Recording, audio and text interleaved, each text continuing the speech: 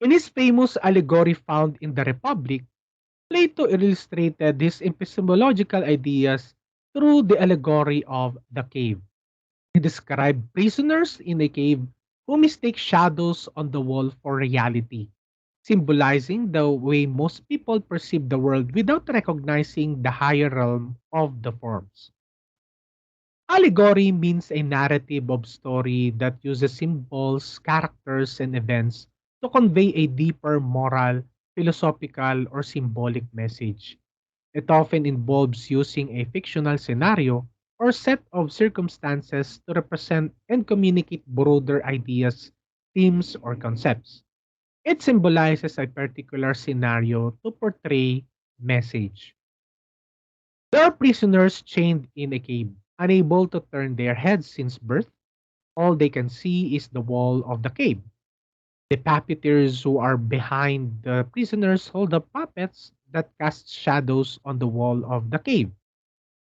The prisoners are unable to see these puppets, the real objects that pass behind them. What the prisoners see and hear are shadows and echoes cast by objects that they do not see. They would think that the things they see on the wall were real. Suddenly, one prisoner escapes and goes out the cave. The light hurts his eyes and finds his new environment disorienting. He discovered that the shadows are just imitation of what is real. The prisoner returned to cave, inviting the prisoners to discover the reality outside the cave, and they resisted his invitation and feel satisfied on what they have and know inside the cave.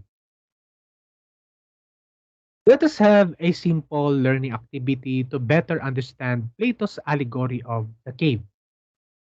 Please select the correct answer from the provided options or statements. What do the sun try to symbolize? A. The source of everything we can see. B. The source of wisdom. C. The source of knowledge. D. The source of life. So the answer is A. The source of everything we can see. The origin of all things, it is the source of the forms or ideas. Sun takes on a broader symbolic meaning as a source of everything we can see. Wisdom, knowledge are the rays of that sun. Number two, what does the cave try to symbolize? Cave of appearance, cave of reality, cave of truth, or cave of ignorance? Time's up. In Plato's allegory of the cave symbolizes the realm of ignorance and the limitations of our perceptions. The prisoners in the cave represent people who are confined to a narrow view of reality, only perceiving shadows and echoes of the true world. Number three, what do the shadow try to symbolize?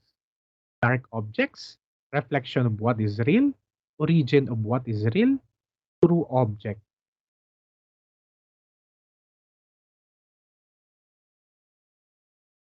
Time's up.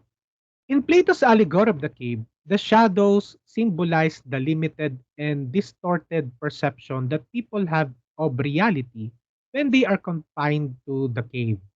The prisoners in the cave can only see the shadows of objects cast by the light of a fire behind them.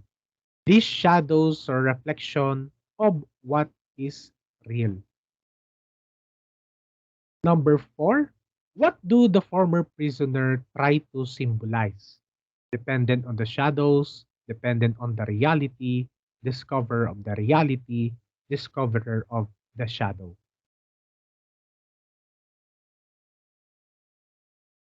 Time's up. The answer is discoverer of the reality. In Plato's allegory of the cave, the former prisoner symbolizes someone who has broken free from the limitations of the cave and has gained a deeper understanding of the reality.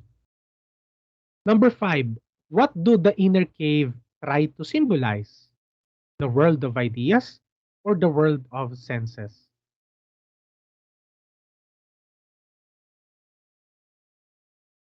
In Plato's Allegory of the Cave, the inner cave symbolizes the realm of senses and the physical world, which is a lower level of reality compared to the higher realm of the form of ideas.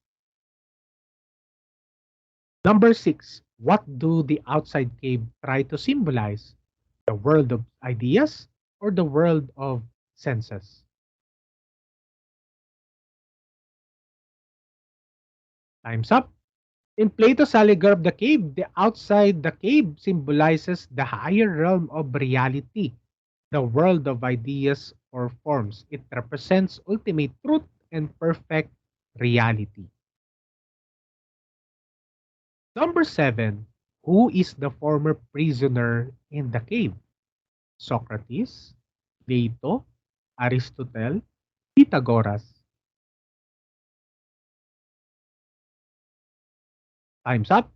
The answer is the former prisoner represents Socrates, who is depicted as the enlightened philosopher. Number eight, what does the light is trying to symbolize? Education, knowledge, wisdom, ignorance. Time's up. In Plato's Allegory of the Cave, the light symbolizes knowledge. The prisoners in the cave are initially in darkness, only seeing the shadows on the wall. When one of the prisoners is freed and exposed to the light outside the world, it represents the acquisition of knowledge.